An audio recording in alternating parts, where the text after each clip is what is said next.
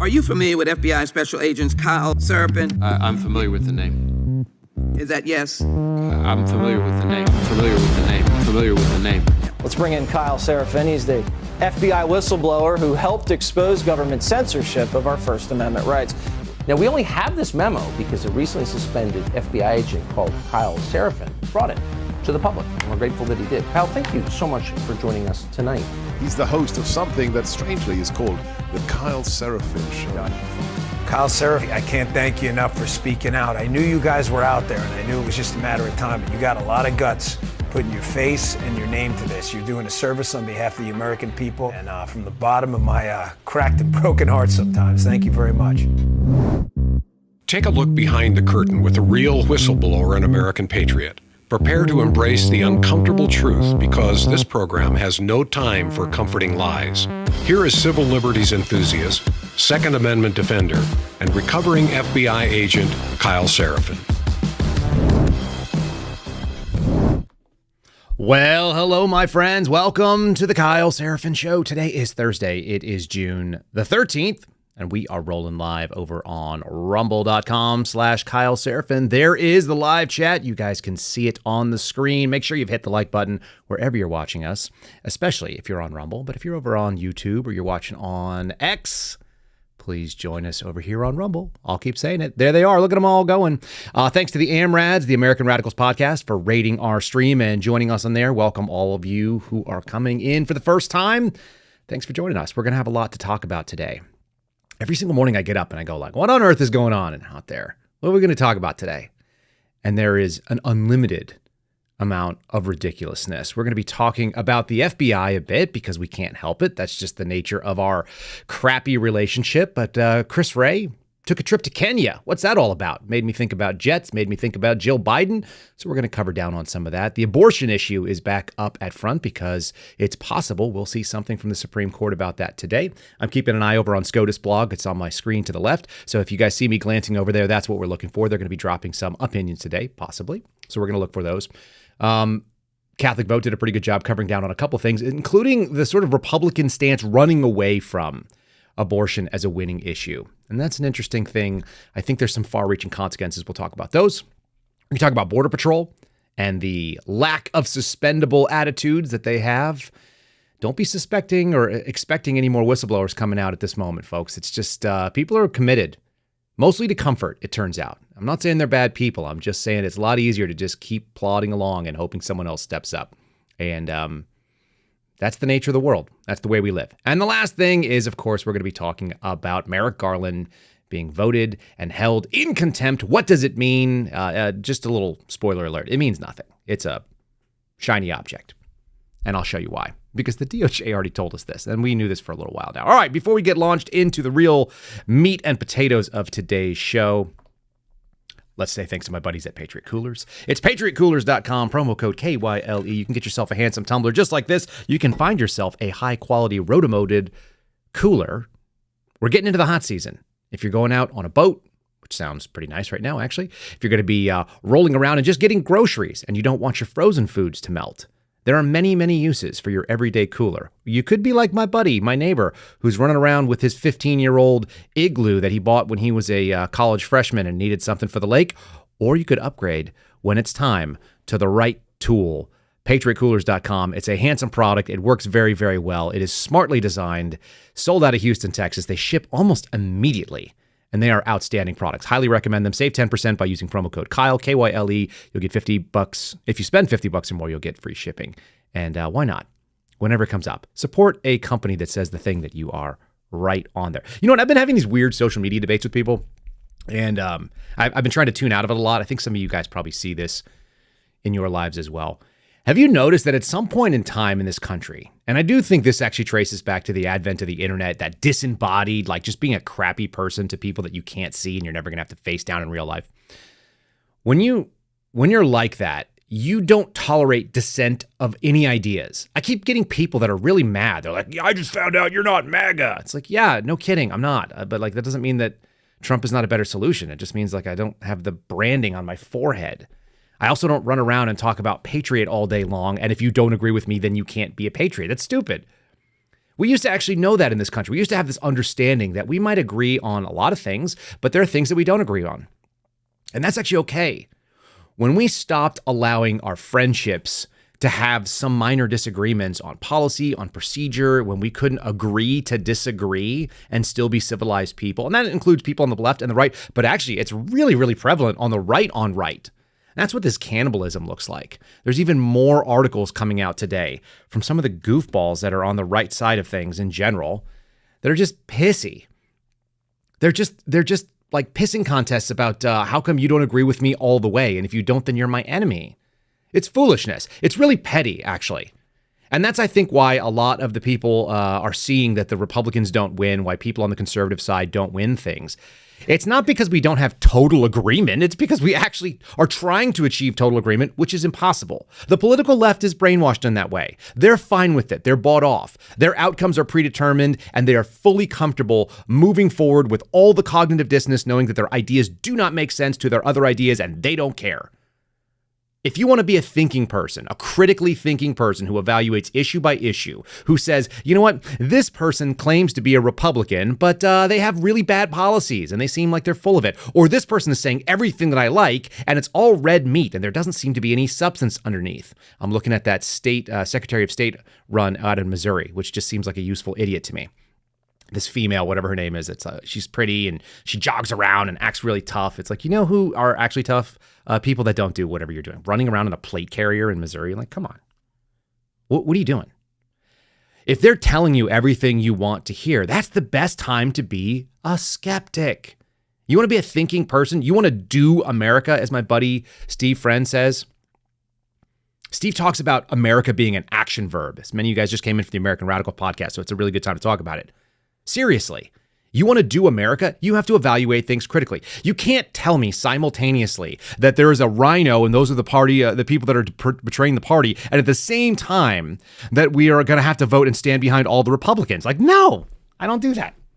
I'm about outcomes. And if your outcomes are garbage and you vote in bad ways, I'm looking at people like Lindsey Graham, who seem only interested in trying to destroy this country. Piss off.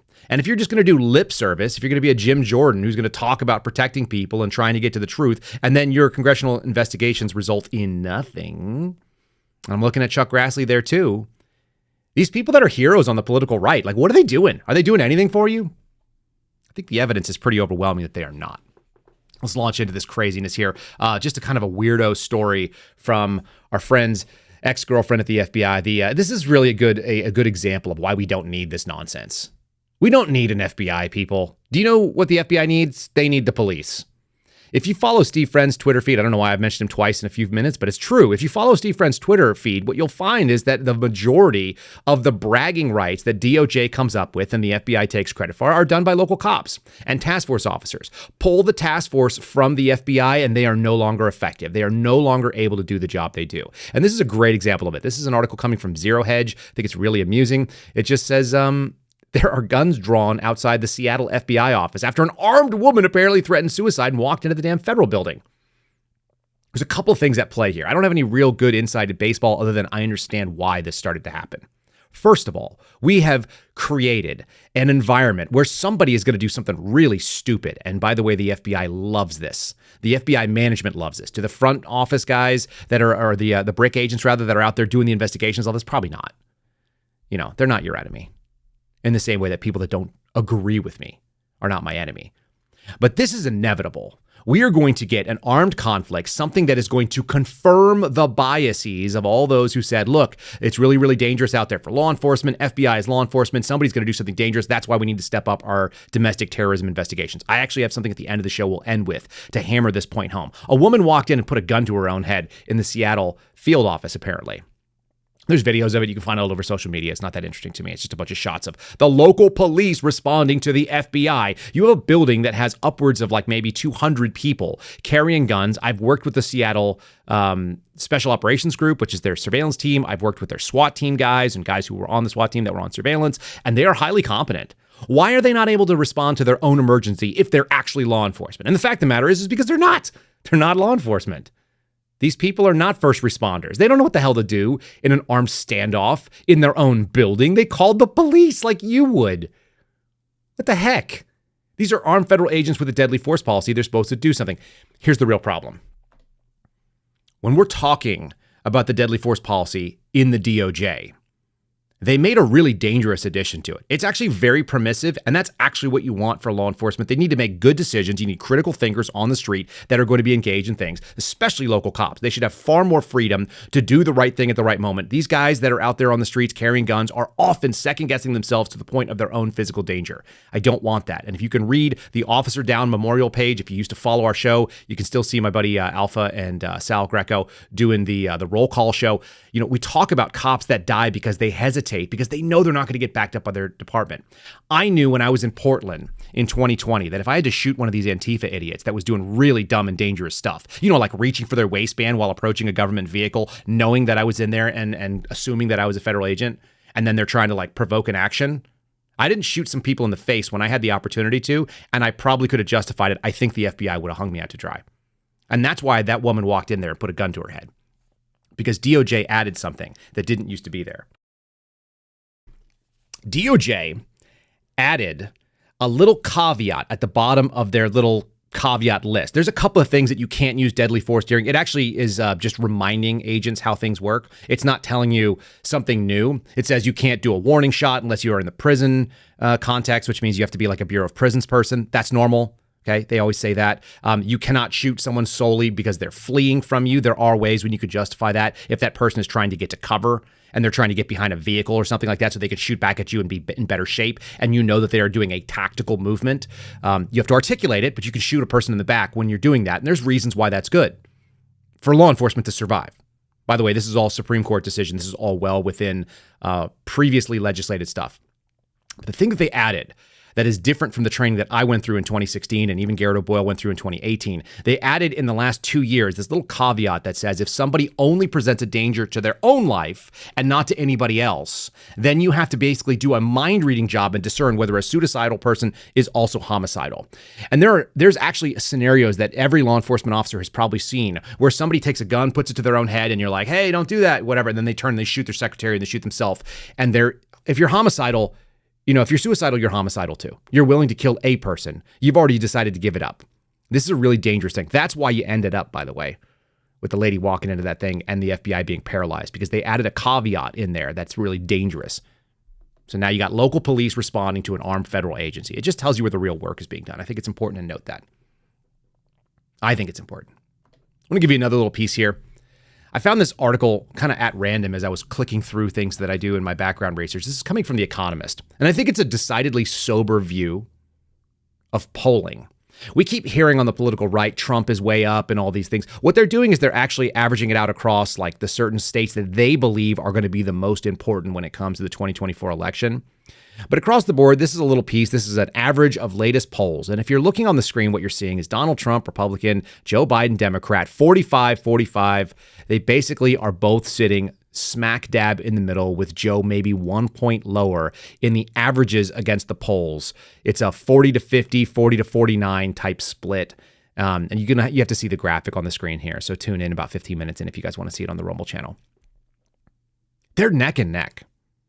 And it's the reason is because this is not the best lineup of candidates on either side. Can we just be honest about that? Like, really, is this really the guy? We're going to see some gaslighting from the political left. I'll play you some Nicole Wallace acting like a complete buffoon. She says, you know, Trump basically goes off the rails when he has no teleprompter. That's not true. Trump's tired and he talks a lot. He says a lot of words, just like me. You say a lot of words really quickly and you're playing to a crowd and suddenly, you know, you misstep. It's no big deal. Joe Biden actually just freezes and gets completely full retard, stands out there and does nothing with his fingers just twitching like a robot that's trying to reboot. So this is not a one-to-one comparison. There's no question who's more sentient between the two of these people. But I did find this interesting because this article actually writes it up. It says November 5th, Americans are going to go to the polls. There you go. They're going to elect the next president. The contest will feel familiar because the main candidates did the same thing in 2020. Joe Biden's the incumbent. He faced no viable competition in the democratic process. Why is that? Because the Democrats do not tolerate dissent. They will not allow for any conflicting ideas. That's the advantage, I think, of critical thinkers on the political right. We should be able to grab people who are independents when you present to them two basic ideas. One of these is better than the other. One of these is a lesser evil than the other. I'm fine with presenting it either way. Move people to a better outcome. That's the goal. Anyway, both these men are widely disliked. This is actually fundamentally accurate. They go on and they say some crappy things about Trump, but it is what the left is saying, and so it's worth hearing it. Okay, The Economist leans left. There's no question about it based on this. Biden's presidency has been defined by high inflation, big industrial policy bills, and turmoil abroad. Okay, that actually encompasses a lot of it. They actually missed out on the open border failures as well, which means that they've undermined national security. But I think they hit the high points. The economy is in bad shape. They've tried to do a bunch of big government, big industrial policies that actually favor people who have a lot more money than the working class. And then they've opened up the border to allow working class people to basically compete with people who have no right to be in this country. That's a big deal. And then you've got turmoil abroad, which is to say that we basically are on the verge of interceding into two big wars. Conflict in the Middle East, that sucks. Conflict in Eastern Europe, also not very good. It says Mr. Trump supporters have tried to overturn his election loss in 2020. Did they, though? And he faces federal charges over his alleged participation in that scheme. Innocent until proven guilty. I just have a big problem with the way they presented this. This is truly slanted. And then he's also been convicted of a felony related to his 2016 presidential campaign. The election will be less of a popularity contest. I think this is the most accurate than a referendum on which man America thinks is the least bad option. MAGA people, you're going to vote for Trump. We know this. Biden people, they're brain dead. They want to vote for someone who's like them. Brain dead. That's perfect. Let them do that. The fight in this election is going to be for who's the least bad character for those in the middle that are not otherwise motivated, that don't hear Donald Trump and immediately feel their heart go pitter patter, and they don't hear Joe Biden and immediately just fall in line with whatever stupid thing is being pushed out by the political left, which is in fact stupid. This has to be a referendum on who is the least bad option. I think Ben Shapiro is correct when he says this kind of stuff. I know some people have sort of fallen off on Ben Shapiro, but the guy's smart. And you can't take away from him that he's correct. If the 2016 election was about who's worse, it was about, is Hillary Clinton garbage? And she was. She loses. This election is going to be who's done the worst job. We've had 4 years of each. And I think that it's pretty clear, even with the COVID hiccups, which are significant, even with some of the anti-gun policies, which we're going to talk about. That's what SCOTUS is actually weighing right now. One of the things they're weighing is the bump stock ban. That was not a good one.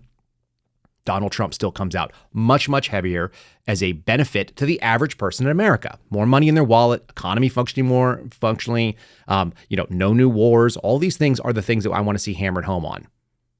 So I'm sort of okay with this pragmatic approach, but I'm a little bit concerned because they're running away from the life issue, and there are some values issues that if we on the political right here, and I'm concerning myself as a conservative and not a Republican, if we're on the political right and we're not going to be involved in critical thinking and downstream effects of some policy changes, then we're also missing out. Let the other side be the party of zombies and fools.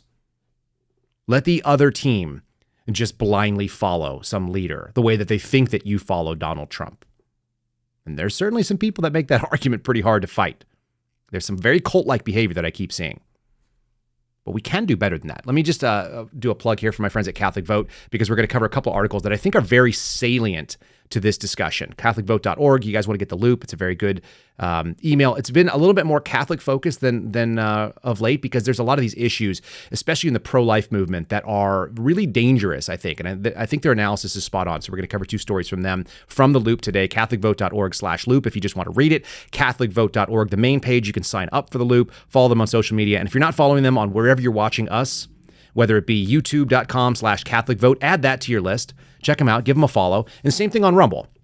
It's rumble.com/CatholicVote. That's where you're going to find Between the Lines. We've got a new episode coming out today. I think it's going to be of value to you. These are short little snippets, 8-10 minute long commentaries that are from a faith position, but they're also just kind of broadly touching on very important topics when it comes to values. So if you guys want to check them out, I recommend it. And I do it every day. I read their stuff. And this is why we're going to get into this particular set of articles. All right. You're seeing two things on the screen right now. Analysis. A new internet privacy bill would undermine the pro-life movement. And you're like, why in the world is that? It actually has broader context. And Tom McCluskey, who is the sort of legislative director, I think, I'll get his actual title correct. But Tom McCluskey is very, very bright. He's very connected over on the Hill. And I think his analysis is what it takes to be an actual conservative, someone with critical thinking skills that sees, okay, here's what something says. Here's what that means. Here's what that does. And we're going to talk about the internet privacy bill that's actually kind of floating around, supposedly bipartisan. And the second thing is that there's this sort of movement by House Republicans to abandon pro-life protections in spending bills. They've notably removed these protections in the new budget. They're basically trying to do this trade-off where like, hey, we're not going to talk about abortion, but we want to actually reduce some of the budget by a certain amount of money. And I don't know if that's a good trade-off because it shows a values weakness. When you show the left weakness, you deal with real problems. Let's talk about the spending bill first. The Republicans are no longer considering adding a provision protecting unborn children from chemical abortion in the spending package. Essentially, the goal of the spending package language originally was aimed to nullify the Biden administration rule allowing mifepristone or mifepristone. Sorry, I'm terrible at saying medical names. I was actually terrible at that when I was a paramedic too. I hate the way we name medicines. Maybe you guys are the same way as me. Anyway, sold in retail pharmacies. They wanted to be able to dispense by mail. The bill was going to allow the Department of Agriculture. Why not? You know what? 10th Amendment revolution still on the thing. And the US FDA, that at least it makes a little bit more sense. More than $25 billion in discretionary funding for the fiscal year 2025, which would be a lower amount than they previously spent. So they're trying to do this sort of like trade-off. Can we spend less money, but we'll also give you a little bit of what you want, which is to say we're not going to explicitly outlaw this Biden administration rule. I don't think it's good. It's the director of government affairs. That's what Tom McCluskey's position is over at Catholic Vote. Like I said, sharp guy, met him, like him a lot, very sane, very sober. He's constantly saying things that make sense. He's saying that the larger issue here is that Republicans are abandoning the life issue. They're doing it slowly, but they are abandoning the life issue. And that is a weak response. It shows melting. It shows that the left is continuing to actually control where the Overton window is. We've got to hold principles. This was a part of the argument that I made when I was on John Burke's show the other day. I was on the All American Savage podcast, and we had about a 2-hour conversation. And one of the things we got to the end was a big question. Hey, is this about winning? Is it about principles? Do we just give it up? And the problem is the minute that you give up going after principles where you know things are correct, it means that you're willing to give up on the entire process of what we think we can do here. My wife and I actually had this discussion this morning. She's changing the baby. It's like do people even have a say in how the government works anymore? Well, the minute we stop doing that, then it becomes violence. That's the only way you can sway them. So we're kind of holding on, kind of hoping against hope, I think, on the right, because people don't want to get into an armed conflict. If you're not prepared to see your loved ones shot in some sort of guerrilla attack in your own neighborhood, then I don't want to hear about civil war. I don't want to hear about you're ready to be, tough it out and let's bring it to these lib idiots. Because if you want to get into a fight with your neighbor and you're willing to take on all of what that is about, that degree of violence, that turning the military on our own people, and that means us shooting at our own military, by the way, people who I otherwise will ideologically agree with all the time. Why? Because they signed up to serve this country and they had some idea of what that looked like, even if it just meant getting their college paid for. They understood that there was a trade-off, and that trade-off included danger. They signed up, most of them, in a time of war. I don't want to fight those people. I don't want to fight my brothers and my sisters and my neighbors. I don't want to fight other Americans. But that's what's on the table if you give up on the process, and that means that you either have to stand with principle or you don't do anything at all, and you get ready to just start making war. You're not preparing and keeping the peace. You've given up. So I think it is a problem. And McCluskey says this thing here. He said it's a dangerous trend to assume that pro-lifers are loyal to a single party. That should definitely be true. We're loyal to life. The problem is that there's only one party that actually seems to care at all about it, and it's not doing a really good job. So that's not ideal. Suboptimal positioning. Here's the other piece, the internet privacy bill, which you would think, why on earth would that have anything to do with the pro-life movement? And there's some really interesting downstream effects when you start doing things like passing this thing that is called the American Privacy Rights Act. Now, theoretically, we would think internet privacy is pretty good. I'm more of a fan of dangerous freedom. And so I will always tell you that I side on the fact of less bills passed equals a better Congress. I want less of them doing whatever it is they think that they're doing because they're always going to spend our money to do something that is imperfect. The federal government is a terrible tool to use, almost always, even when it's the only tool to use. So stay out of this stuff. That's my take on it. Federal lawmakers are considering, and reading this memo, it's distributed by the House Freedom Caucus, saying that this bill basically threatens unborn life in the bill, and it puts an undue burden on pro-life movements in the name of protecting children online. So the idea is that once they overstep, they open this Pandora's box of government legislation. It also makes people potentially able to sue pro-life organizations. The thing that I found to be the most compelling argument against it, and I think it's strong, again, coming from Tom McCluskey, he's quoted in both of these pieces because this is something he's really good at doing. He said the big issue is about inhibiting law enforcement. So you should perk up on this. If you're part of the rule of law in general, maybe not FBI, but you want people to be able to hold the evil in this society accountable by the third party that we have all elected to give away. We're not going to do vigilante justice if we're going to have the government function the way it's supposed to. It says the bill would hamper pro-life states from investigating criminal abortions. Okay, now we're talking about federalism. Criminal abortions in pro-life states means the states, according to the Dobbs decision, are doing what they want to do. They are setting up laws. If they're not able to prosecute those laws simply because the federal government has stepped in and overreached and said that they are going to basically eliminate the ability for certain information to be shared with law enforcement, we've got a real problem here.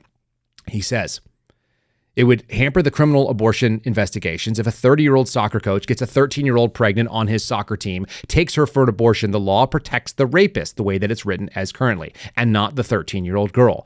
That's a compelling argument to me. I don't want to see children sacrificed because of some adults' privacy concerns when they may have violated the law. And also, you're on the internet. You're in the public. When you walk around in the world, somebody can come up and film you at any time. Why? Because you're in the world. You have a public face and no one can stop it. They can write anything about you. They can say where you went. This should not be and should not be considered a real threat. Like, going into the world has some consequences to it. Going and acting like a fool in a McDonald's in public, people may video you. You'll go viral for trying to throw something over the top of the counter.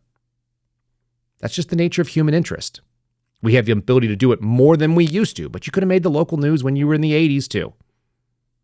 This idea that people think that they are protected from having their public actions shared with the public is false. And I've even talked about this like in some of my first Fox interviews. I went on Gino's program, what is it called? Unfiltered. And we talked about it. Your expectation of privacy online is very, very low. Almost none. You want to protect it? Do your own work. Go out there and spend money, VPNs and so on. Go out there and get end-to-end encrypted apps. But you're not entitled to privacy. That's not real. Not on the internet. You're going through another person's apparatus, another company, and you're running all this stuff out there. Anyway, these things are dangerous if you're going to start using tools that sound good and get everybody on board because internet privacy sounds like a thing we want, and then you realize it's actually going to protect pretty bad stuff. It's bipartisan, so it's likely to pass. If you guys want to reach out to your representatives and say you've got concerns about this, you can do that. And you can also read this article at catholicvote.org, which I recommend because you might as well. You might as well be educated on it. All right? All right, should we get into the meat and potatoes of this fun stuff? Merrick Garland. What did he do? Oh, okay. So here's Daily Wire talking about it. The House votes to hold Garland in contempt for withholding the Biden document case audio. What? That's not a good headline, is it? Come on, Daily Wire. You can do better. So what happened?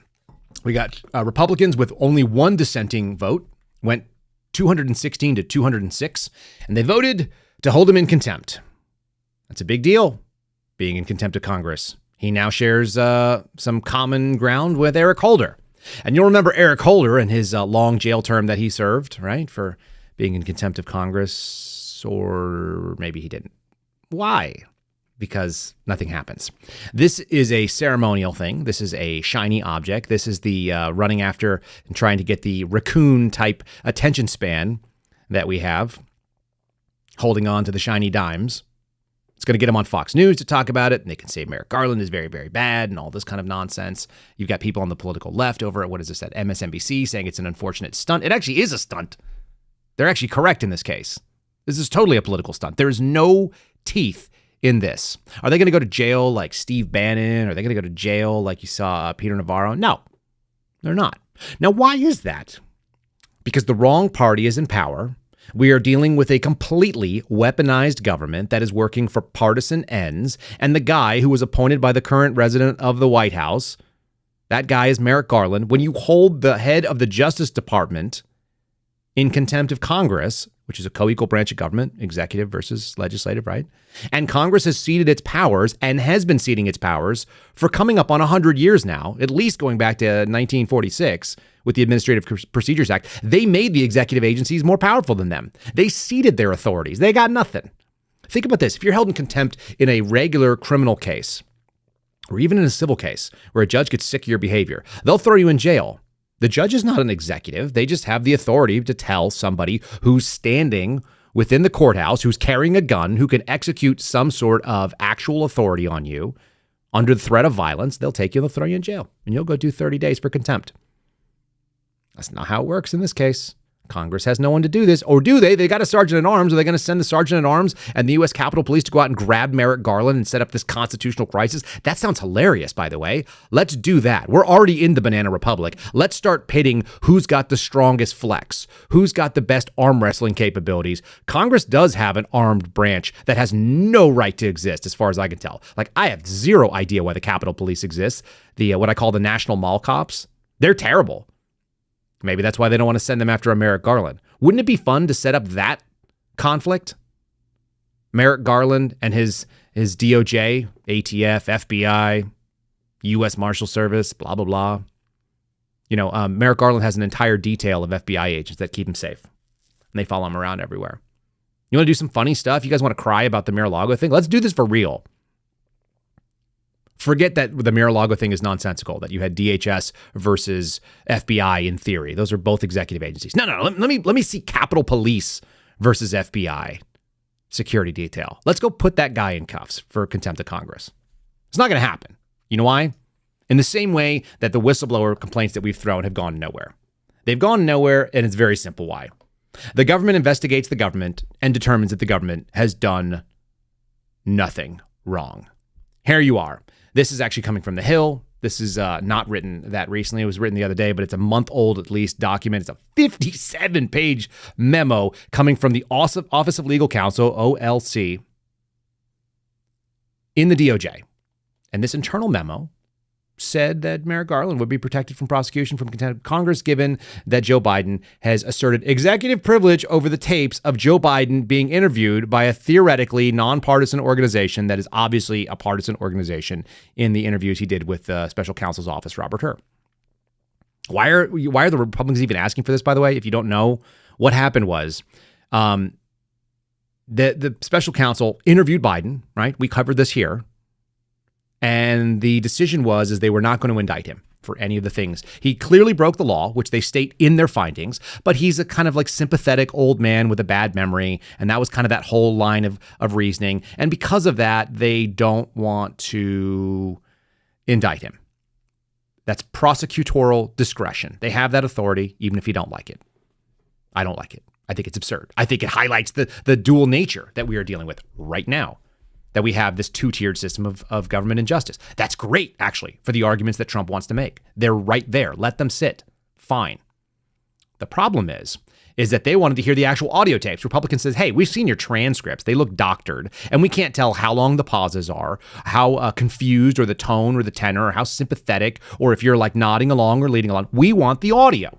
Why do they want the audio? Because it'll make really good sound bites, people. Let's be real. It's going to make awesome sound bites for the presidential campaign that's going on. And they're not wrong, but Congress, they're a feckless organization that ceded their authority to the executive. And now they want a piece of it, and they don't get it. And it's because they've been doing this for 80 plus years. They weakened themselves. Congress is supposed to be the first among equals, the most powerful branch, because they have almost all of the powers that are given. The executive has very, very little, and Congress gave it away. Now they're going to see the consequences of failing our American system by not abiding by the oath that they had and not keeping the Constitution the way it was supposed to be done. The GOP has the transcript. That's all they're going to get. They're not going to turn it over. And this memo already says it. He can't be prosecuted. Why? Because executive authority. Because co-equal branch of government. Because Congress doesn't actually have the balls to stand behind the courage of their conviction, which is to say, we want it. We have an authorized right to it. This is the reason we're going to go do it. No checks and balances. Yeah, you're exactly right. Sons of Liberty MAGA in the chat. So much for checks and balances. That's exactly it. When you give up the authorities that the founders put in, all of those checks and balances are hedged against each other. It's the same thing that you see in our derivatives market right now, where everybody is leveraging all these different things. You screw up one of those leverages and you can drop the entire house of cards. The American house of cards is based on co-equal branches of government. That means you can't give up the authorities that make you co and equal. What's even more interesting is that the whole idea of judicial review that the Supreme Court asserted, they were actually kind of a pretty weak organization. They were weak. But they went out there and asserted a right, and now we have judicial review, so they actually bolstered their position. Unlike the courts, which have bolstered their position, Congress has been slowly ceding ground to the executive since the beginning, because it's hard to do legislation. And that's how you get this kind of overreach. That's how you get this kind of stupidity. And we're going to get into Chris Wray's stuff in just a second. Seeing some of these guys, some of you guys are ordering Mad Hat Jerky. It must be a Father's Day thing. I'm seeing some decent orders come through. If you guys want to get some of the best snacks out there in this country, an 11-year-old kid's recipe from his grandfather, transfer, the kid's 18 years old right now. He is living the American dream, employs up to 20 people, making some of the best jerky in America. It is superior to anything, and I'm a jerky fan. I used to be a surveillance guy, so having, some like dried meat in your car is really helpful. MattHatJerky.com/Kyle. Matt with 2 T's, hat with 1 T, jerky.com/Kyle. Use my promo code, KYLE, for your first order. Get 20% off there, and then it will tag us. And then once you figure out what it is you like, and it's the best is black truffle, which I keep telling you guys, and the roasted garlic. Once you figure out what you like, then you can go and get a subscription. It's a little bit expensive for a snack, but it's high protein, and good food costs a little bit of money. So that's what the deal is. If you can't afford it, no skin off our back. We're the worst grifters in America. You'll find out here at the Kyle Seraphin Show. But check out MadHatJerky.com/Kyle. See what you think. Check out their pricing. And the bigger the bag, the better the deal. I think that's the way that it usually works out anyway, right? So get yourself a good sized bag of this. All right, let's talk about spending money in ways that are really good. FBI Director Chris Wray, 5-day visit to Kenya. There's this moment in the movie Jaws. By the way, it's one of my favorite moments. And this, I don't know why. Hold on, let me just go to the full screen here. It's my favorite moment in the Jaws. My buddy and I used to do this all the time. We used to watch Jaws before we would go deep sea fishing when I was younger. I used to work for Dell, and we'd drive down to the coast, and we'd go off there and try to catch sharks and stuff. And I caught a bunch of sharks. And there's this great moment where this guy's like, that wasn't a whatever, it was a tiger shark. It was a shark. It was a tiger shark. They have that like really funny, like lilting 50s, 60s kind of talking about it. And the guy goes, ahwah. And whenever someone says something so weird that I can't actually fathom it, like FBI Director Chris Wray spent 5 days in Kenya, in my head, I just hear the guy from the Jaws movie going, ahwah. Yeah, there he is. Why did he go to Kenya? What the heck is he doing there?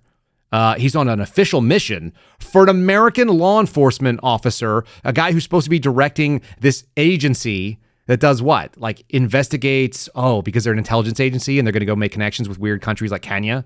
There's zero reason why the guy should be hanging out in Kenya.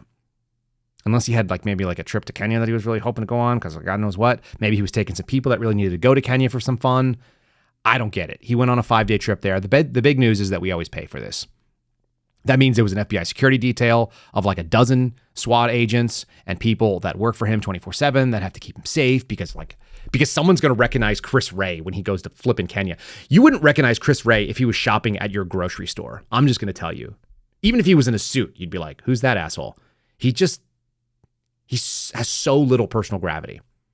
So that's what we've got. And it made me think about jets and trips and misuse of authorities. And I want to bring it back up again because this is another one of these things. This is Trump's guy, right? He picked him. We're hopeful that he would pick someone better. But this is one of those missteps. And it's always funny. It always gets thrown back in our faces on the right. This is an article that you see there from Daily Wire as well. It's an old article. And the reason I pulled it up is because I contributed to it. Brandon Dre, who's a friend. I think he's now with Fox. He wrote about how Grassley was drilling the FBI director based on these Daily Wire investigations into Bureau use of the jet. It was a G550. This is this Gulfstream, this $60 million aircraft that we, the taxpayers, buy, that we let Chris Wray fly around in. And that's his face that he has about it. And it reminded me exactly why this contempt thing is nonsensical. It's the same reason why investigating the FBI director about his jet use doesn't matter. None of these things freaking matter, do they? Because they've given the authority to do actual oversight, and they don't stand by the courage of their convictions by defunding the things that they could defund. Imagine if you just pulled DOJ funding. You're like, oh, you don't want to give us our tapes? Fine, we stop paying for your stuff. Enjoy it. Not only are we not going to have the tapes, we're turning off the lights in your dumb building. Send your people home. We're doing a government shutdown. This is why I said no one for speaker, folks. This is my reasoning. Government is a terrible tool. And whenever we can not use it, we should not use it. It won't surprise you if you see at the bottom of the screen here, the fact check is the FBI chief. He's not a chief, he's a director. Is the FBI chief, Chris Wray, required to travel on government planes? This is from November of 2022. This is when I first went public with this stuff. And you won't be shocked to find it's Newsweek. Newsweek, a approved outlet for leaking information to the public that is favorable to the government. And so they go on this whole article and they show that picture of Chris Wray's face going, yeah, screw you. This is after those famous exchanges with Josh Hawley, right? Where he's talking about him going to Saranac Lake and going to upstate New York, and he flies home to Buckhead every weekend and all this other kind of stuff because Chris Wray uses the jet like every week. He's flying our jet around. And the end of it is the fact check is, yeah, of course he's required to use it. Why is he required to use it? Because this is the actual quotes that the FBI gives. They're willing to give statements whenever it's favorable to them. The FBI says that it explains the difference between the use of the FBI's crafts for personal reasons between the Attorney General and the FBI Director. The FBI Director travels by government aircraft due to the FBI's national security mission, which necessitates specific communication capabilities and security considerations. This is all crap. This happened in 2011, by the way. And Chris Wray pays the least amount of money possible for a private jet with a security detail wherever he goes. Which makes you wonder, why do these people act like kings? I did an entire episode way back in the podcast that was called Politically Appointed Princes. Because that's how they're being treated. You get the perks of big government aircraft, big government security. There's nothing more big time than having like a security detail move everybody out of the way and check out your areas before you go and have a burger at McDonald's. Right? What makes you feel more big time? Nothing. And that's why we see this article that came out yesterday. Jet-setting Jill Biden saddles the Americans with $345,000 in private jet use. Folks, that is nothing. There are millions of dollars at play with Chris Wray doing it. Jill Biden. And by the reason, I think I said this the other day, but I absolutely hate first ladies. All of them. Universally. You know why? Because they're not elected. And I don't care. I don't care who your wife is. Name me another organization where the wife or the husband of the person in charge of a large organization makes any difference whatsoever. It doesn't exist. Like, who's the wife of the CEO of Walmart? And what policy does she make? The only one I ever hear about is Jeff Bezos' ex-wife because she gives away his money like crazy to like dumb liberal causes. I mean, are we being really serious here? As a country, the first lady's official position is nothing. Why is there an office of the first lady? And by the way, yeah, you guys are talking about Melania. Yeah, it includes Melania. It includes Jackie Kennedy Onassis. I don't care about any of them. Nobody elects these people. They're just people in the background. Should they be decent human beings? Sure. Do they contribute to the values that you're going to see in the candidate? Yes. They're not on the ballot, though. So give me a break. The idea that we're going to pay coming up on $500,000 of this woman flying back and forth between Delaware and Paris and the DNC and doing this. They don't pay for any of this stuff. They bring security details. They're always protected. And I get that, sort of. But Jill Biden is irrelevant. And I don't want to see us paying for this stuff. It's like the Obamas used to do the same thing, right? They'd fly back and forth to Hawaii. This cult of celebrity in America is really gross. And it's bad on the right and the left. It's idolatry. It's quite the worst thing that we could do. It's the opposite of American values, which is to say that we try to have this like aristocracy, this noble class. You want to know why people think that they're above the law and why they're better than everyone else? It's because they're treated like they're better than everybody else. That woman, who basically is a crappy, community college teacher. She's not even a professor, right? She's a community college teacher. Jill Biden is elevated to the point where she's got a security detail of a bunch of armed men and she flies around in a flippin' private jet. Of course she feels like she's special. Meanwhile, she's abusing her husband by making him go in public and do this stuff, right? Hopefully we get demonetized for that too. Joe Biden just standing there aimlessly and confused. I'm just saying, this stuff is weird. So let's get down to some of the other issues that are going on. I think we covered down that Merrick Garland's not going anywhere. Oh, I actually threw this on the screen here too. I've been talking about this for over a year, folks. This is actually from the Daily Wire article going back a year with that picture of Grassley. Former FBI agent Kyle Seraphin, yours truly, tipped off Daily Wire to the alleged misuse of the Bureau's jet, right? I talked about this stuff, and here's what I said then. I'm going to quote myself. Why? Because it's relevant, and it's a year old, and it's still correct. The FBI continues to resist oversight from the statutorily defined committees in the House and the Senate meant to serve as guardrails for the FBI's use of power and funding. We need to look no further than the behavior of this agency to see those running the Bureau believe they are above the elected representatives in Congress. And based on the increased budget year over year, there is no reason for those at the FBI to expect much in the way of consequences. I hope Senator Grassley follows through with the consequences for this pattern of behavior. Do you guys see any consequences coming? Rhetorical question, right? The answer is no. Have the Republicans done anything? No. Holding somebody in contempt is not consequences if they don't actually fall victim to the thing that happens when you're supposed to be held in contempt. You're supposed to experience discomfort, a loss of freedom, something that compels you to comply. That will not happen. And we talked about it over a year ago. Many of you know this is just the pattern of belief. I'm not saying something that is new to you. I'm just saying that I went on record over a year ago talking about this. And these guys that we keep electing and women do nothing. They get out on Fox News and they think that is the victory because that's what you demand. Memes and Fox News hits. It's time to demand more. Otherwise, it gets violent.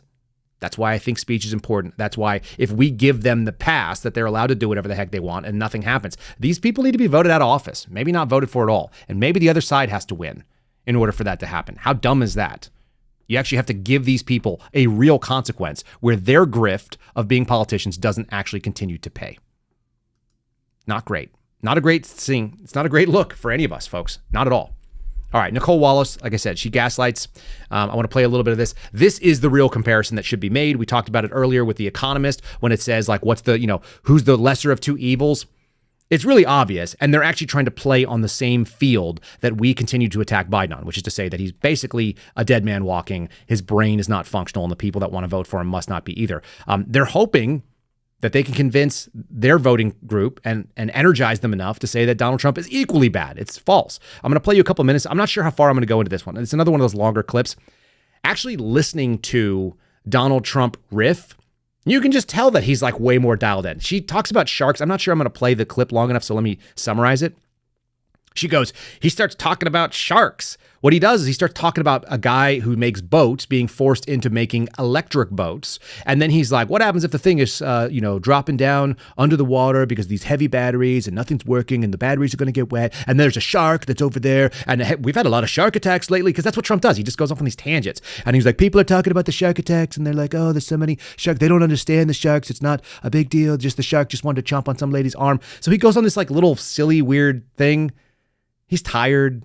He's in the sun. He's just riffing with people. And then he goes right back to his topic. And he was like, yeah, anyway, the batteries and the shark or whatever. And they're like, we're not worried about the shark. We're worried about the batteries. And then, you could get electrocuted or whatever, or the blow up or whatever. All right. He actually has a totally coherent point. The only way that they can make Trump sound crazy is these jump cuts of him saying stuff. The way you make Joe Biden sound crazy is you just play him and you just let him go. And he just stops talking. And he just blanks out there. And his brain has that like Windows blue screen of death and the freaking, turning over of the sandbar of the hourglass. And it just sits there and spins. And he just doesn't know what's happening around him anymore. He tries to figure out if he's still alive. That's not Trump's problem. Trump just goes off on tangents. They're objectively different in this way. But let's do a Nicole Wallace gaslighting little thing here. Game changer? What's the question today? More specifically, what if? What if the 2024 presidential campaign cycle isn't actually going to be fought on the ground that we today, right now, think it is? What if the question isn't, are we really going to do this? Are we going to maybe elect a convicted felon running explicitly on a platform that ends the American experiment in democracy? But on a more basic level, should we be asking a different question, like, is he all right? Watch as the presumptive Republican presidential nominee celebrates a deadly domestic terrorist attack he helped incite on the United States Capitol, as he openly shows contempt for and toward his own supporters standing in front of him, as he rambles on and on and on and on about sharks, of all things, in rants so bizarre that Unhinged doesn't come close to capturing it. He just came up. Are the teleprompters not working, sir? Not even a little bit. Great job. And then I don't pay the company that does it, right? And then I end up with a story Trump doesn't pay. I don't pay contractors that do a job, and that's a job. job. That's a job. This is the worst border in the history of the world. There's never been, no third world country has a border like that. And no third, I'll tell you what, and I hope the military revolts at the voting booth. I went to a boat company in South Carolina. All right, then he goes on to the shark thing. It's like, you didn't even let the guy finish the thought. You're trying so quickly to show that he doesn't know what's going on. Like, he's just a guy talking live. That's what happens when you talk live. I do it every day. I know a little bit about it. You want to know what also happens when you talk live and you don't have any thoughts in your head? You repeat the same thing and on and on and on. Nicole Wallace is absolutely just god-awful and terrible. But listen to the music. Listen to the propaganda feed, right? It's very serious music. Dun, dun, dun, dun, dun, dun, dun, dun, dun. They're doing this news thing. And it made me remember this funny little piece that I found on the internet. Yeah, I went on the internet for you. I went into social media. I went into Instagram, which I despise. I think it's full of online digital horrors. But we went there and found this. And what it reminded me of is that with the right music, with the right lighting, with the right serious faces and the right kind of thing, that Scott Pelley kind of delivery, you can make anything sound credible. So what we're going to do right now is we're going to play a funny little experiment in propaganda. And it's also really funny, so we're going to enjoy it too. Also, there's a terrible moment at the end that I will call out when we're done. If you're listening to the audio podcast right now, what you're missing is wonderful cinematography, slow zoom, close-in fades, pivot rotations of the camera, jump cuts to intelligent-looking people making commentary that sounds serious with nice words, okay? You're going to hear the music. You're going to know that. But the entirety of this video is a man who's just like a regular dude, like nothing more regular than anybody than this dude, cooking a hot dog. He's just a dude cooking a hot dog, okay? In a pan, not on a grill, not outdoors, no, like the least amount of work with the crappiest amount of preparation. It's a dude washing a pack of hot dogs, throwing a hot dog on his pan, and then eating a sad hot dog and a bun with ketchup. That's the spoiler alert. The spoiler is ketchup, which is obviously incorrect. You should do it with mustard. I'm just disgusted by the ketchup people. They must be Canadian. Okay, but listen to how it's framed. It sounds really serious. It sounds like a real thing. Here we go.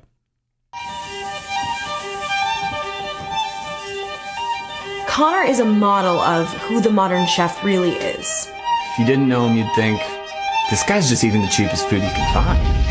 But there's so much more to it. The magic of his food lies in the simplicity. His flavor profiles are nostalgic, almost childlike.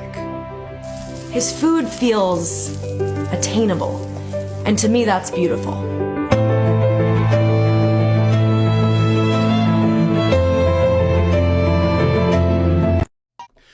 So a cheap meal with Mitt Romney's favorite meats. Thank you for the chat reminding me that his favorite meats are hot dogs. Hot dogs are Mitt Romney's favorite meats. You guys probably know that. That's how billionaires love things. A cheap meal with the cheapest meat possible of random things thrown into a grinder that pop out into a sausage casing. They're nostalgic flavor profiles. They're almost childlike, aren't they?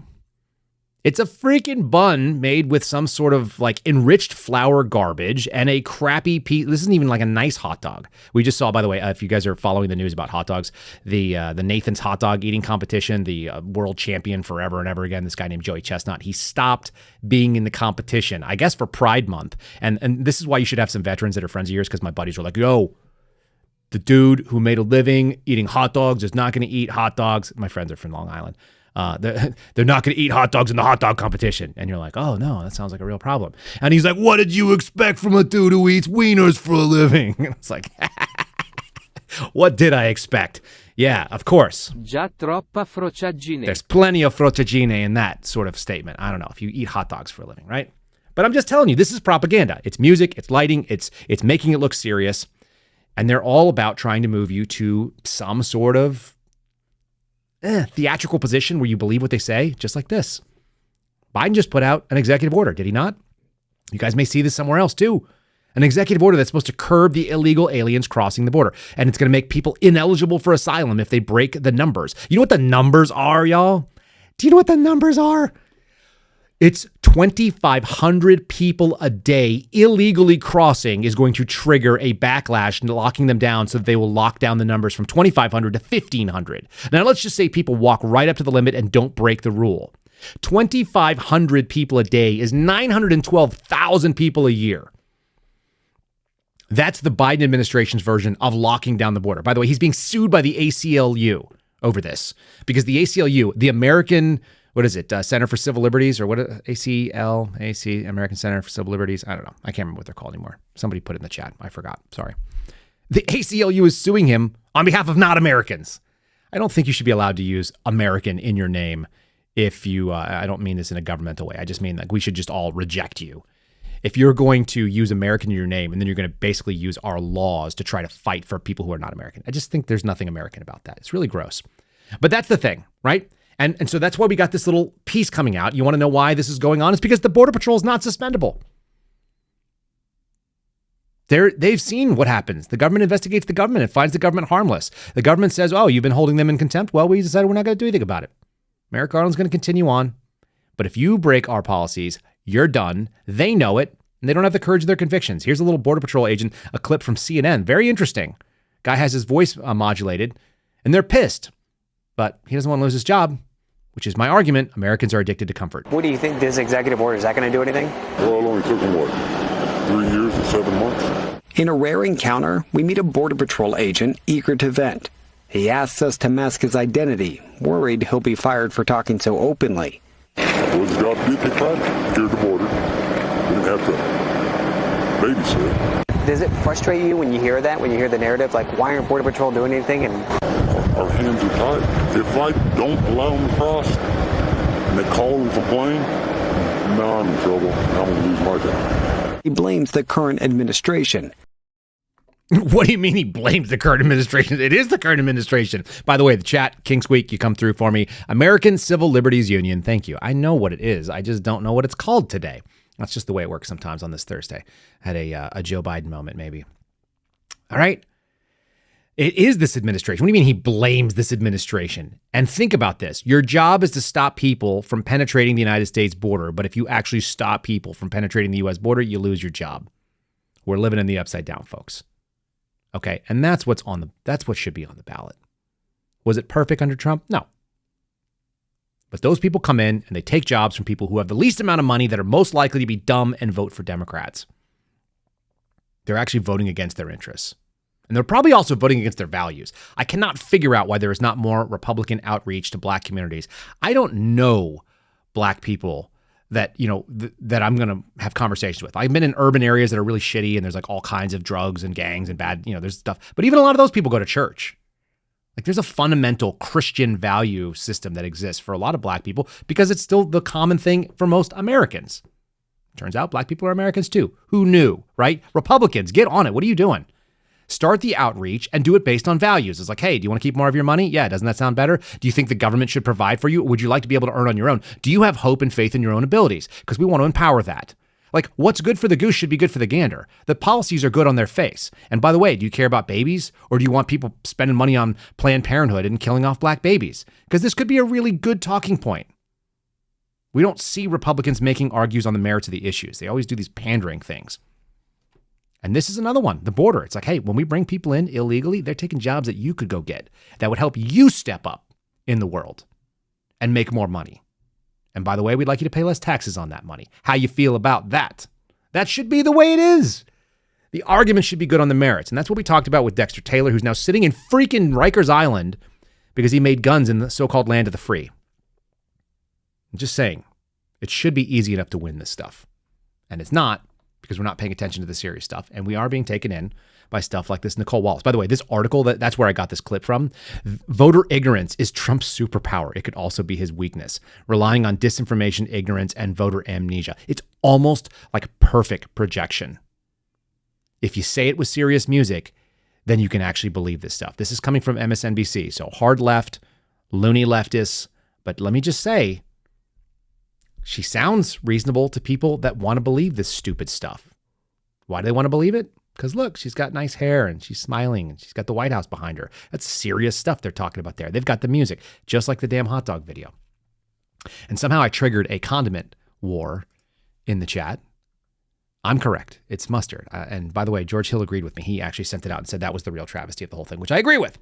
All right. A couple other things that are going on. It's worth noting this is non-action, but let's keep it in there. I want to keep you informed on all the things. The Fed had a chance to change interest rates. They chose not to. The Fed's interest rate mistake, by the way, they called it a mistake over at MSNBC because they're partisan advocates. Sorry, this is just NBC's, not MSNBC. Same logo. The Fed's interest rate mistake is a gift for Trump. What does it say? It says that the economy is not good, which is what Trump is arguing, which is what people who actually live in the economy, as they call it in the military, living on the economy. If you have to go out and buy things, then you know things are expensive. Inflation sucks. The housing market is terrible, as we played yesterday, including the palate cleanser, which was really fun for me. The Fed decided austerity measures are still here. We're going to have to keep the interest rates at the rates that they've been at. So we're not going to see them cut, which means that the next time we could see this is maybe in September, just before we go into the election cycle, where it's actually going to be really critical. But they're calling this a gift for Trump. No, it's not a gift for Trump. It's just being honest, for God's sake. Who knew? Yeah, the Fed is doing the thing that has to be done, which is like act like an adult, and nobody likes the adults. That's what I've realized about Democrats right now, is that I'm not mad at them because of the stupidity of it. It's because they're adults that didn't grow up through childhood. They want things like fairness and everybody to have the same outcome. Do you know who wants that? Toddlers. If you give one kid a cookie and you give another kid 2 cookies, even though the other kid is twice as big and worked twice as hard that day and can handle twice the calories, both kids look at it. One's like, well, I got twice as many cookies. I must be better than you. And the other one's like, why didn't I get 2 cookies? It's because you're 3, dude. I'm talking about my own house, obviously, here. You're 3. You don't get 2 cookies. Your sister, who has 80% more body weight than you, is going to get the other cookie. That's how it works. Democrats want that equality of outcome. They want everybody to feel fair. That's not how the world works. Who told you the world was fair? It's a childish attitude. It doesn't mean that we don't try to help instill it. But think about this. The minute you get into be a teenager and something unfair happens, what did your parents tell you? They were like, yeah, the world's not fair. Like, welcome to the reality. Oh, you had a consequence that somebody else didn't experience when they did the same thing? Yeah, that's how it works, dude. Not everybody gets everything all the time. Now you are a grown-up. Welcome to the difficulty of life. It's universal suffering. Find some meaning in it. Find some meaning in your suffering, the way Jordan Peterson talks about, and usually you do that by picking up the cross and trying to follow Christ. It works. Why? Because you better find some reason to do it. Otherwise, you're just out there wondering why you have difficult outcomes. Sometimes my wife and I talk about it. Why is our road to hoe so much more difficult than other people? How come I felt compelled to say something when that Border Patrol guy feels perfectly fine with just doing as he's told and keeping his job? I don't know. It's how I'm wired. I don't belabor it. I just offer it up. That's what we should be doing. But if you don't know how to do that, then you can vote Democrat, because then you could be like, well, fairness. It's very childish. It's very difficult. It's difficult to overcome. All right, last little thing. I want to throw this out there. This is a funny little thing. This is like a celebratory piece coming from also NBC. And they're talking about the Republican National Committee is preparing for a convention that Trump may not be able to attend. Why? Because he might be in prison because of his legal issues. That's what they're out there talking about. I also contrasted it because Politico told us already that Joe Biden is going to be nominated virtually before he goes to the convention, just in case they have a race riot and they can't handle it. And because they screwed up their order of operations, they booked their convention on the wrong day, and Ohio's ballot measure requires him to be nominated beforehand. Otherwise, he's not going to make it on the ballot. So he almost misses out on going to be on the ballot in Ohio because he's a moron, because he's got brain dead people running his brain dead campaign where he says brain dead things. Meanwhile, now you've got them trying to say, well, the Republicans may have to deal with no Trump because he's a convicted felon. They love that, by the way. The convicted felon is all over the place. So we're living in the dumbest timeline. And these two guys, the contrast is pretty clear. But man, I really wish I could go back upstream and talk Trump into not running. I really do. It would have been better for this country. Find someone who didn't have all that baggage. Doesn't mean they wouldn't attack that person. I'm just saying, throw the MAGA vote behind the people. There's so many never Trumpers that are so angry they will never change their mind because they are also irrational and they can't look at what's good for them. It's going to be ugly coming up in November, folks. Just get yourself tucked in for it. The inevitability of whatever they decide to do when it comes to prison or anything else. It's not going to be good. You should prepare yourself mentally. People were shocked that he was convicted in New York. That was inevitable. And if you think that those idiots that are running that kind of playbook, the people who came from DOJ, that weaponized little organization, stepped over into Alvin Bragg's office and the prosecutor's office in Manhattan and then convicted a former president of nonsense, think about what they had to do to get there. They had to pass a law that allowed them to basically overcome the statute of limitations. They had to make some arguments of some underlying crimes that the FEC or the Federal Election Commission did not actually go after in a federal sense. Then they had to go after and convert and try to use a convicted liar to impugn the honor of a guy who's not been convicted of anything up to that point. And then they got 34 guilty counts. You think they walked all the way up to that edge to not put this guy in prison? You think that they're going to suddenly have like a moderation? They're going to have retrospective and go, oh, this is a bad step. We should probably let the political process play out. You think that's what's going to happen? Is there any evidence that that's going to happen? Because I don't think so. I'm just saying, it doesn't seem like that's the way it's going to go in my world. Last thing I'm going to show you, I'm going to tell you why weaponized government is so dangerous and scary, because this is the other piece. We started off talking about the shooting or the woman putting a gun to her head and going into the FBI's office. Here's the last little piece. I want you to see this. We'll talk more about it with Steve Friend tomorrow. Arizona man charged with selling guns to use in the mass shooting. I'm less interested in the fact that he was charged, but more about what goes on. We refer to it as the playbook. Hashtag the playbook. The playbook is continuing. The FBI continues to do it. That's DOJ prosecuting it. They're perfectly fine with it. And that's Merrick Garland, who was just held in contempt. They're totally cool with this. And what was he indicted for? And what was he arrested for? You guys ready? Firearms trafficking, transfer of a firearm for use in a hate crime. I didn't even know that was a crime. Transfer for firearm for use in a hate crime. Get the hell out of here. And possession of an unregistered firearm. The indictment shows that this guy, whose name is Mark Adam Prieto, he was in Prescott, Arizona. He met up with two individuals who happened to be working for the FBI. What do we tell you on this program? If you meet someone that agrees with all your worst ideas, they want to help you carry them out for the exact amount of money you got, that's a Fed. They're not your friend. They devised a plan to commit a mass shooting on African Americans and other minorities to incite a race war before the 2024 presidential election. The FBI's boner is extreme when it comes to race war people. We've seen them go after people who are going to shoot up a power grid in order to trigger a race war. God, they love the race war idea, don't they? This is the playbook. Somebody from the FBI reaches out to you and tries to get you to do something stupid. You're stupid, so you agree to do it. You sell them rifles. So they got him on the gun charge. He sold some AKs and some ARs. Even better, we can get into the gun control game. Early in the investigation, they were monitoring his movements. And then they stopped him and he was in possession of 7 firearms. He was taken into federal custody. Then they did a search warrant at his home in Prescott. They found more guns, and luckily they were even able to find an unregistered short-barreled rifle. Aha! A National Firearms Act violation. Now we've got all these different felonies, and now we're going to come after them, and it's all about race war because people are racist, because they want to sell guns to kill people because guns are racist. This is the FBI's narrative. Why? Because there's money behind it. The stupidest possible thing.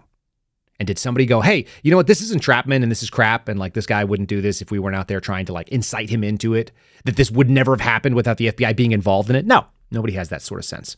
So they keep going along to get along. They keep doing their job.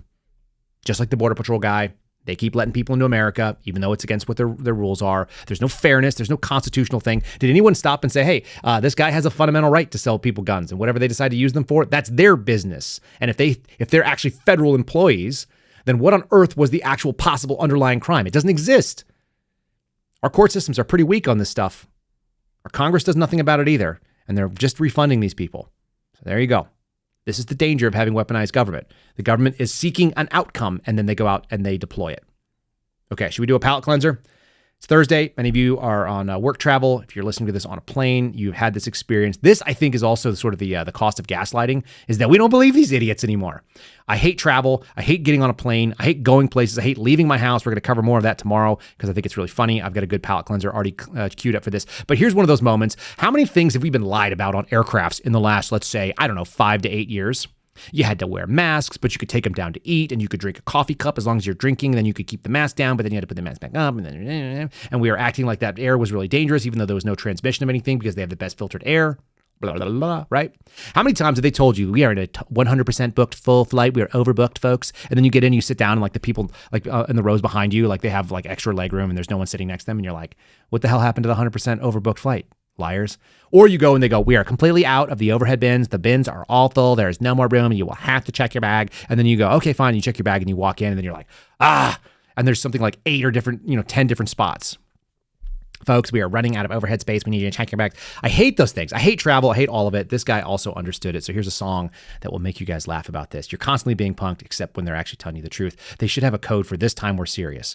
I think these guys totally understood it. It's a funny song, so enjoy. The flight attendant at the gate, she wants everyone to know that the plane is super full, and she needs a volunteer to check a bag. Now we have to wait, and there's nowhere we can go. So for now we're stuck at home until someone says goodbye. Looking around, I see some suckers start to take the bait, but not me. I'm built different. I know I'll find some space. I'm headed down the jetway. I give a thumbs up to the pilot. I check the aisle, I look to my left, I look to my right, and sure enough, I'm parked. There is literally no more room. There is nothing he can do. Now I gotta go back up the jetway with my fucking bag while everybody waits. That's my bad. I didn't think that they were for real. If there was literally no more room, they should have said there's literally no more room. I don't know why I really like that. It sounds like something from like an 80s Air Supply. The style, the ballad, the rock ballad. It's like, that's my jam. If you guys think like I don't like angry music, I like that kind of music. I think that's great. Anyway, thanks for joining us today on rumble.com/Kyle Seraphin. I hope you guys have given us a like. You're seeing the live chat. Some people are saying they like to drive. Some people tell me like to fly. I don't care. I hate travel. I hate all of it. I don't even like driving, but if I'm going to go somewhere, I'd rather drive than not. So now you guys heard it here first. Let's do a 5-star review. That song's going to stick in your head, by the way. Go back and listen to it again. It's really good. I'll have to try to post their Instagram link because I enjoyed that. All right, here we go. So here's a 5-star review coming from Stonko17. Stonko17 says, 100% real beef, 5 stars. Wildly interesting, provocative, and well-framed, articulated, argued.